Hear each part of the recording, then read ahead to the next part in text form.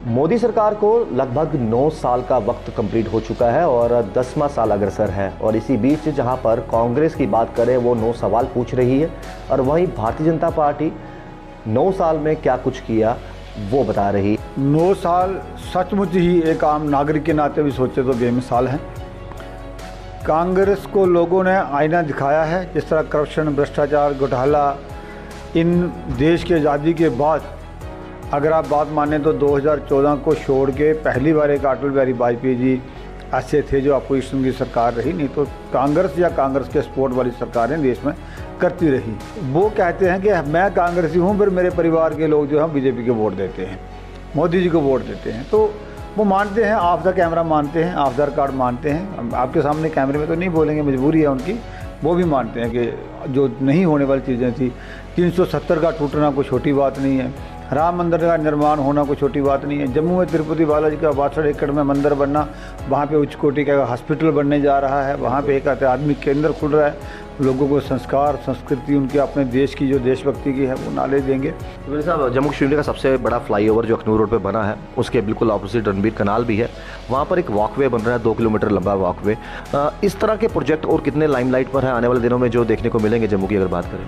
बहुत बड़ी देन है। वो 2 किलोमीटर का वॉकवे बन रहा है, उसमें सुंदरीकरण भी हो रहा है।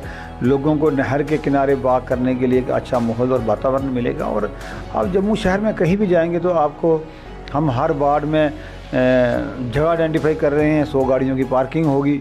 मोदी सरकार को लगभग 9 साल का वक्त कंप्लीट हो चुका है और 10वां साल अग्रसर है। और इसी बीच जहां पर कांग्रेस की बात करें वो 9 सवाल पूछ रही है और वहीं भारतीय जनता पार्टी 9 साल में क्या कुछ किया वो बता रही है। हमारे साथ डिप्टी मेयर बलदेव सिंह भलोरिया जी हैं और इनसे खास बातचीत करेंगे 9 साल को लेकर और ख़ास तौर पर आने वाले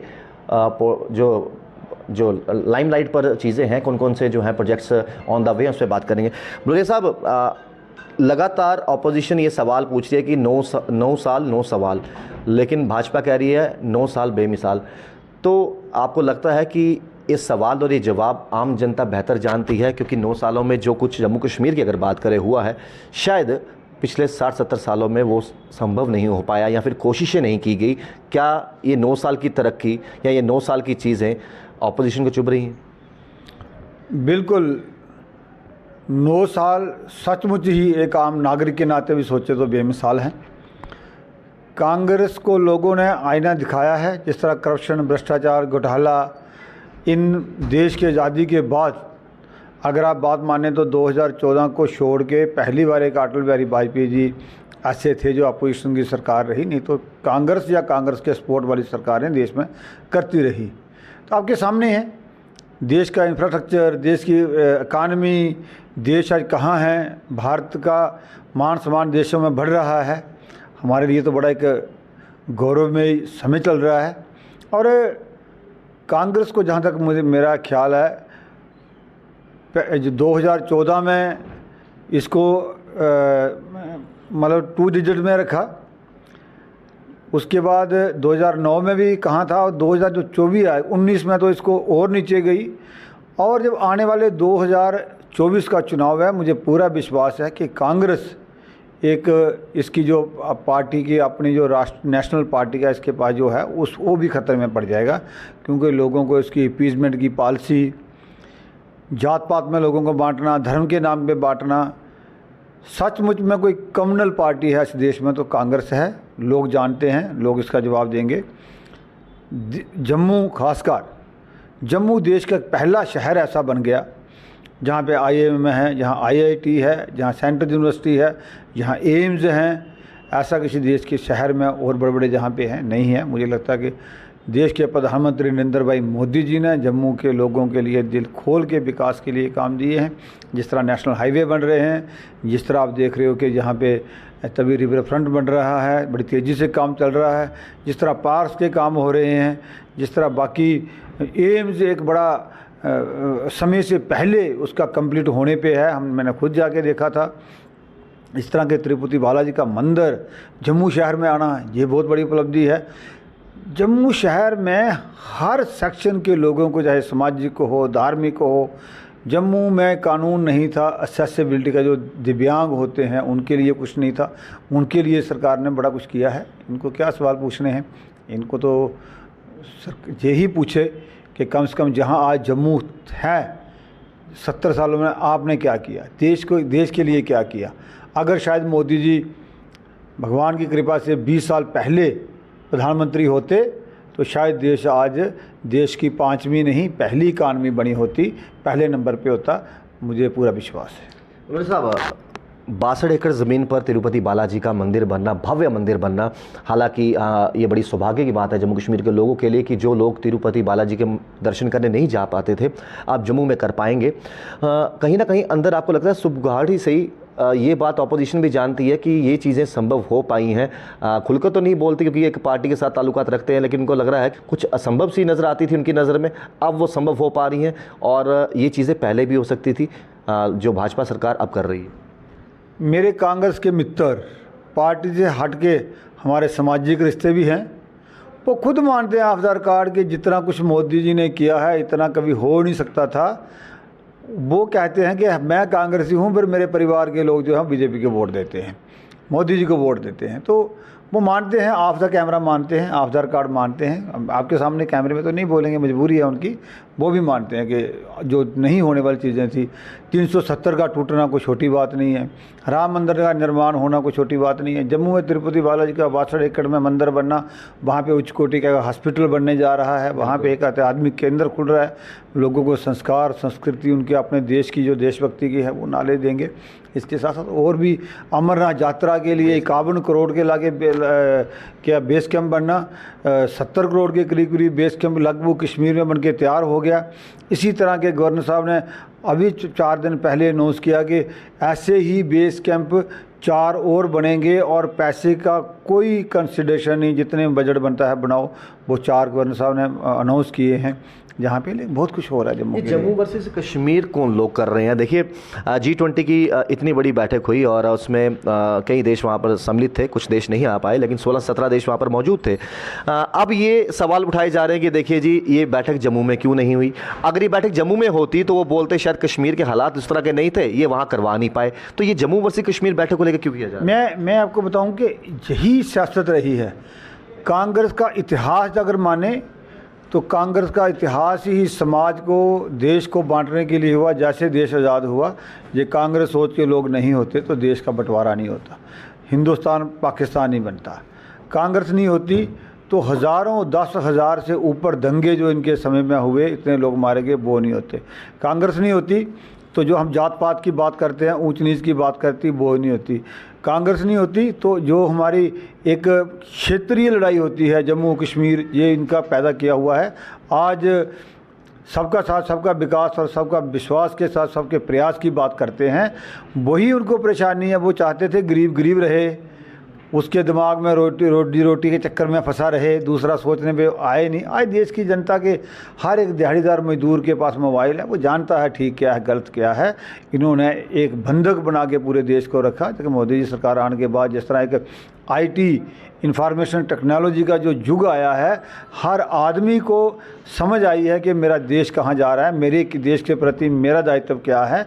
वो चीज़ आगे बढ़ रहे हैं, वो कांग्रेस को समझ बैठे हैं लोग। अब उनकी नहीं चलेगी वो करते। क्या चीज़ें खल रही हैं? क्या समय सीमा से पहले जो प्रोजेक्ट्स हैं वो कंप्लीट हो रहे हैं, वो खल रही है? क्योंकि नितिन गडकरी जी बार बार कहते हैं अगर मान लीजिए किसी का प्रोजेक्ट है कोई जो 2 साल में कंप्लीट होना है, वो 14 महीने में कंप्लीट हो रहा है, 16 महीने में कंप्लीट हो रहा है। आखिरकार क्या ये चीज़ें खल नहीं रही? कि क्योंकि पहले क्या होता था, कोई 5 साल में पुल बनाना है तो उसको बनते बनते 10 साल लग जाते थे, पुल अधूरा रह जाता था। आज 5 साल का काम 4 साल में हो रहा है। कमियाँ शायद उनको दिख रही हैं अपनी। मैंने कांग्रेस के काम करने का तरीका, महाराष्ट्र में एक कोई नहर का उद्घाटन 1972 में होता है और 2014 में वो काम खत्म होता है। इस तरह के प्रोजेक्ट कांग्रेस के समय में होते थे।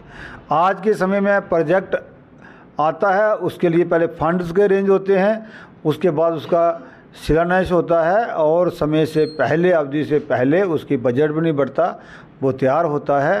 अब विकास क्या होता है लोगों को पता चला है। यही विकास देश का जो है वो कांग्रेस को नहीं खल रहा। इसीलिए उनके नेता जो हैं विदेश में जाके भी हिंदुस्तान की बदनामी करते हैं। जो काम पाकिस्तान ने करना होता है वो पाकिस्तान की भाषा राहुल गांधी जी अमेरिका में जाके बोलते हैं। मुझे लगता है बुखलाए हुए हैं बुरी तरह। वली साहब, जम्मू कश्मीर का सबसे बड़ा फ्लाईओवर जो अखनूर रोड पे बना है उसके बिल्कुल ऑपोजिट रणबीर कनाल भी है, वहाँ पर एक वॉकवे बन रहा है, 2 किलोमीटर लंबा वॉकवे। हालांकि पहले भी बना हुआ था लेकिन अब उसको और बेटर तरीके से डेवलप करवाया जा रहा है जम्मू स्मार्ट सिटी के लिमिटेड के साथ जुड़कर। इस तरह के प्रोजेक्ट और कितने लाइमलाइट पर है आने वाले दिनों में जो देखने को मिलेंगे जम्मू की अगर बात करें? बहुत बड़ी देन है, वो 2 किलोमीटर का वॉकवे बन रहा है, उसमें सौंदर्यीकरण भी हो रहा है, लोगों को नहर के किनारे वॉक करने के लिए एक अच्छा माहौल और वातावरण मिलेगा। और आप जम्मू शहर में कहीं भी जाएंगे तो आपको हम हर वार्ड में जगह आइडेंटिफाई कर रहे हैं, 100 गाड़ियों की पार्किंग होगी। हम हर वार्ड में रेडी जोन की देख रहे हैं कि कहाँ पे रेडी जोन होता है।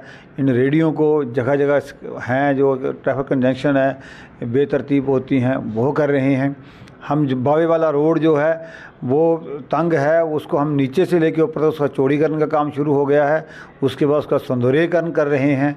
इस तरह बहुत सारे प्रोजेक्ट जो चल रहे हैं, कम से कम हमारे 300 प्रोजेक्ट जो हैं, कुछ ख़त्म होने वाले हैं, कुछ ऑन गोइंग हैं, चल रहे हैं और कुछ चलने वाले हैं। मुझे लगता है जम्मू 4-5 साल के बाद बदला हुआ जम्मू दिख तो रहा है, लेकिन इसके बाद और भी बदला हुआ जम्मू दिखेगा आपको। अगर इतने बेहतरी की तरफ कदम आपकी सरकार उठा रही है लेकिन आपको लगता है कि अभी कई वार्डों में दिक्कतें अभी भी हैं, बहुत से वार्डों में अभी लाइटों की प्रॉब्लम भी है, बहुत से वार्डों में अभी आप कहोगे कि गली नालियों की प्रॉब्लम भी है, काम तो तेज़ी से हो रहा है, आपको लगता नहीं कि एज ए डिप्टी मेयर या फिर और जो भी कंसर्निंग ऑफिसर हैं जेएमसी के, उनको एक विज़िट जो है बना लेनी चाहिए? आज वार्ड नंबर 1 से शुरू करें तो कम से कम 75 वार्डों का दौरा किया जाए, पता लगे कि यहाँ से फंडिंग कितनी गई है वहाँ पर देख रेख के लिए और कितनी लगी है।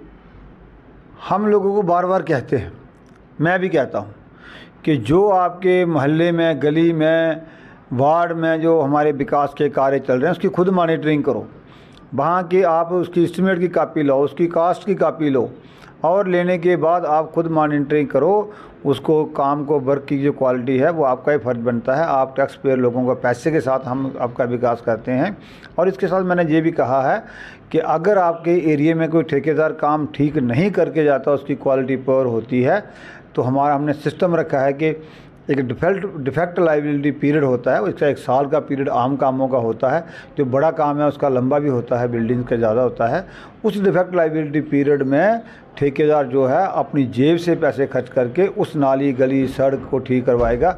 उसके लिए भी आपको जागरूक होना है और करते हैं, जगह जगह बेचते भी हैं। लेकिन मैं कहता हूं कि जब तक लोगों का सहयोग नहीं मिलेगा, जब तक लोग जम्मू के खुद उसको इन्वॉल्व नहीं करेंगे, समझेंगे कि ये गली जम्मू म्यूनिसिपल कॉरपोरेशन की नहीं बन रही, ये हमारी बन रही है, सही ढंग से बननी चाहिए, तो मुझे लगता है कि अच्छा विकास होगा। एक आखिरी सवाल आपसे रहेगा, जहाँ पर आपने बताया कि जेएमसी कहाँ लोगों को राहत दे रही है और बहुत जगह आफत भी है। हम देखते हैं कई बार क्या है कि रेडी वालों को जिस तरीके से हटाया जाता है, वो गुंडागर्दी भी हमने जेएमसी वालों की देखी, किस तरीके से मार कुटाई पे आ जाते हैं, मारने पीटने पे आ जाते हैं।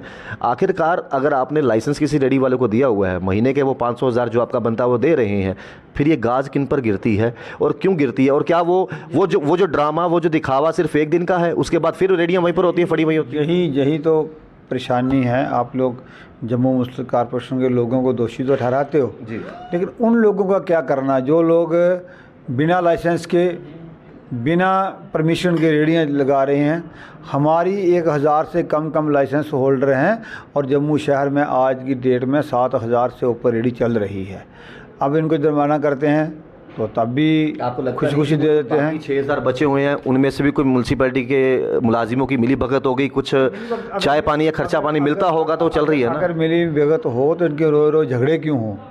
तो ये बहुत बड़ी शहर की समस्या है। हम इसके लिए रेडी जोन बना रहे हैं, वही इसका परमानेंट इलाज कर रहे हैं, रेडी जोन बना रहे हैं। जहाँ से प्रिस्क्राइब्ड होगा हम रेडी जोन अलॉट करेंगे, वहाँ पे ही आपको रेडी दिखेगी, बाहर कहीं रेडी नहीं लगने देंगे। कर रहे हैं उस तरह से। हमारे म्यूनिसिपल कॉरपोरेशन के अधिकारी भी बड़ी मेहनत से काम कर रहे हैं, बट समस्या उनके सामने भी है, मैन पावर की कमी है। उनके पास जितना शहर है उतनी हमारे पास इन्फोर्समेंट का प्रॉब्लम है। तो वो चीज़ें सारी हैं, लोग उसका फ़ायदा भी लेते हैं। और रेडी वालों का मैं साफ कहना चाहता हूँ कि इनका भी एक बड़ा माफिया है, नेक्सस है। एक आदमी ने 20-50 रेडियाँ बना के ऐसे पूरा रोड ब्लॉक कर देता है, वो करता है। ऐसी चीज़ें हैं, आने वाले समय में हम इनको ठीक कर रहे हैं। डॉक्टर साहब, तीरथ नगर का एक मामला था, आपके जहन में होगा, जहाँ पर जेएमसी का पीला पंजा चला। ठीक है, अगर कोई उनका स्टे चल रहा था कोर्ट में या फिर उनको ऑर्डर आए, वो अलग बात है। लेकिन जिस तरीके से किसी के घर के अंदर बिना बताए घुसना, गेट खोलकर अंदर चले जाना और बोल देना कि आप पीला पंजा चला दीजिए, आपको लगता है ये तरीका सही है? नोटिस जाना या नहीं जाना वो अलग बात रही, किसी घर के अंदर उनकी बिना परमिशन के अंदर घुस कर आप पीला पंजा चला रहे हो? नहीं, हमारा प्रोसीजर होता है, हम ऐसे पीला पंजा नहीं चलाते। अगर कोई इंक्रोचमेंट की है तो वो अलग चीज़ है। किसी ने लीगल बिल्डिंग बनाई है, पास नहीं कराया नक्शा, तो उसके लिए हम सीधा पीला पंजा लेके नहीं जाते। उसके लिए नोटिस आता है, उसको नोटिस से समय दिया जाता है। समय देने के बाद जो कोर्ट की डायरेक्शन होती है उस हिसाब से कार्रवाई होती है। मान लिया पीला पंजा नोटिस पहुंच भी गया होगा, कोर्ट की डायरेक्शंस भी आ गई, लेकिन कम से कम गेट को नॉक करना तो ज़रूरी है, उनसे ये अंदर आने की परमिशन, अनुमति लेना तो ज़रूरी है। ऐसा तो नहीं कि गेट खोल लिया और अंदर चले गए और बोल दिया धावा कर दो। उनको कोर्ट ने डायरेक्शन दी होती है कि इस इलीगल बिल्डिंग को डिमॉलिश करो, उनको उसको कंप्लाइंस करना होता है। लेकिन एक अच्छा बिहेवियर करके काम करें, उन लोगों को समझाएं भी कोर्ट का डायरेक्शन है, हमें ये फॉलो करना है, इसको तोड़ना है। तो वो मुझे लगता है ठीक लगता है। कहीं कहीं कोई गलती कर भी जाते होंगे, ज़्यादा जोश में होश खोते होंगे बंदे, मैं इसका संज्ञान लूँगा, नहीं होगा ऐसे। बहुत शुक्रिया आपकी कीमती समय के लिए। तो बलदेव सिंह बलोरिया डिप्टी मेयर हमारे साथ खास बातचीत कर रहे थे। इन 9 सालों का ब्यौरा तो दिया इसके साथ ये भी बताया कि देखिए जो तीरथ नगर का मामला था, जो हमने कवर भी किया था, वहाँ पर ऐसा कहना है कि कोर्ट का नोटिस आया हुआ था और उस नोटिस के बाद ही वो कार्रवाई हुई है। ऐसे कहीं पर ऐसी चीज़ें देखने को मिलती हैं कि कई बार गुस्से की वजह से या फिर ज़बरदस्ती की वजह से इस तरह के मामले सामने आते हैं। लेकिन हाँ, कोर्ट के जो ऑर्डर्स हैं उनका पालन करना हमारा फ़र्ज़ बनता है और उम्मीद यही है कि आम जनता भी उसमें सहयोग दे। देखते चलमान इंडिया, राहुल खत्री, नमस्कार।